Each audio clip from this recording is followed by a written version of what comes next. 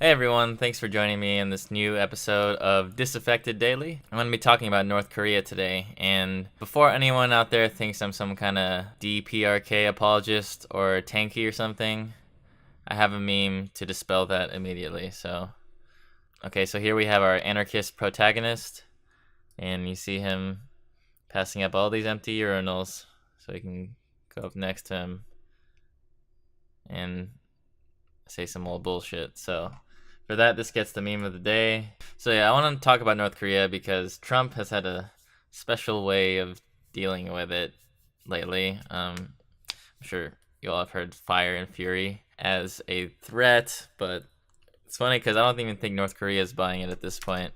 North Korea mocks Trump's ego-driven Twitter. What kind of world is this where North Korea is not the butt of the joke? This is a strange timeline. But amidst all this, the general discourse probably goes something along like, well, one, everyone's scared that there's going to be a nuclear holocaust, but also when it comes to their ideas about North Korea and the U.S., you kind of get this kind of sense of like superiority. Something like, oh, Trump, he can't even deal with this like backwards third world country with a starving population at the hands of a crazy dictator. That's not an inaccurate description. The North Korean regime is clearly totalitarian and does awful things to its population. But there is something you don't hear in the media, which is the history of the U.S.-Korean relationships. And I think one of the most interesting omissions regarding this is just how many times that the U.S. has escalated the situation themselves. So I'm bringing up this interview from Noam Chomsky on Democracy Now!, which was done a couple months back.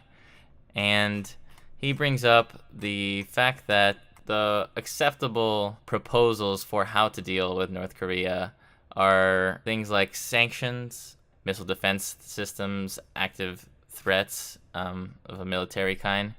And so that's the scope of the discourse. But Chomsky also brings up something else, another method that perhaps hasn't been tried as much. Actually, there's one proposal that's ignored. I mean, you see a mention of it now and then. It's a pretty simple proposal. Remember, the goal is to get North Korea to freeze its weapons systems, weapons and missile systems. So one proposal is to accept their offer to do that. Sounds simple. They've made a proposal, China and North Korea proposed to freeze the North Korean missile and nuclear weapons systems, and the U.S. instantly rejected it. And you can't blame that on Trump. Obama did the same thing. I think it was 2015. The Obama administration instantly rejected it. And the reason is that it calls for a quid pro quo.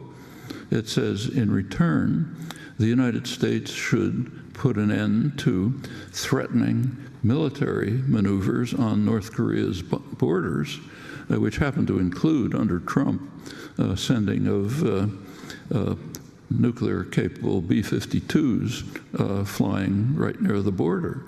Now, maybe Americans don't remember very well, but North Koreans have a memory of not too long ago when North Korea was absolutely flattened, literally, by American bombing. And I really urge people who haven't done it to read the official American military histories describing this. They describe it very vividly and accurately. They say there just weren't any targets left. So what could we do? Well, we decided to attack the dams, the huge dams. That's a major war crime. People were hanged for it at Nuremberg, wiping out valleys and destroying the rice crop.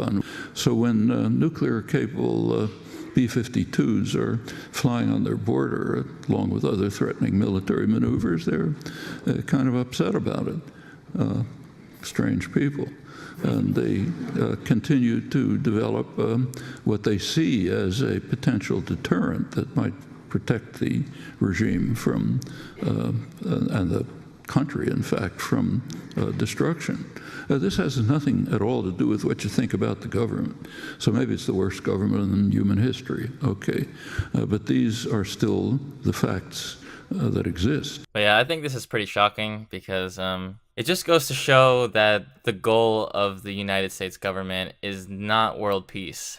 They don't care about making sure that there are less nukes in the world. They just care about having control and power. And if the road to peace means giving up some of that power, then it stops being an option.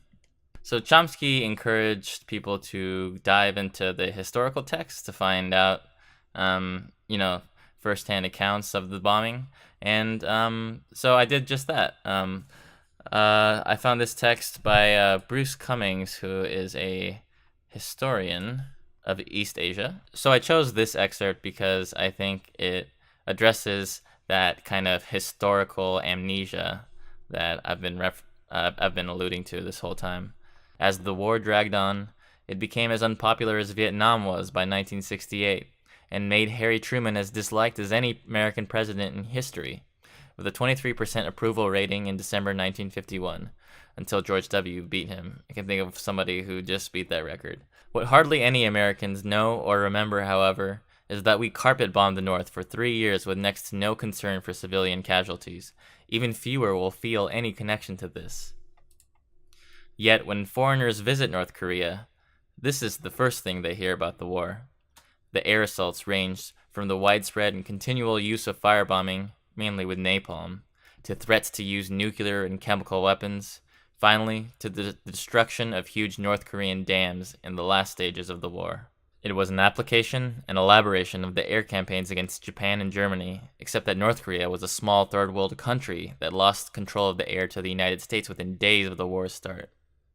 But yeah, this excerpt is really just scratching the surface. I won't go into it too much because it does get pretty graphic. But yeah, all the stuff that Chomsky mentioned about attacking dams because there weren't any military targets left, that's all in there. This is, the kind of total warfare that was emblematic of conflict at this point in time, leading out of World War II. And I'm not a historian, so this might not be 100% true, but probably the next time that a country was bombed that viciously by the U.S. was in Operation Menu, the secret bombings of Cambodia during the Vietnam era. Here we have a statistic: 2.7 million tons of bombs were dropped on Cambodia, which is more than the entire cumulative sum of bombs dropped during all of World War II. Cambodia may well be the most heavily bombed country in history. And in case it wasn't clear enough already, I'm not so much defending North Korea as I am really trying to dispel the narrative that the U.S. has put forth. And to drive that point home, amidst all of the threats of nuclear war coming on both sides, on many sides of the conflict between North Korea and the United States under Obama, there was a long series of, not acknowledging the part that the U.S. played. And that role dates all the way back to the Korean War, where the U.S. was the first to threaten the prospect of nuclear weapons. So thanks for joining this episode of Disaffected Daily. Let me know what you think in the comments, and send your hate mail to vulgusmob@gmail.com. Also follow me on Twitter, and you can tweet me some hateful messages. Also, hit that like button and then turn the monitor upside down so it looks like you disliked it.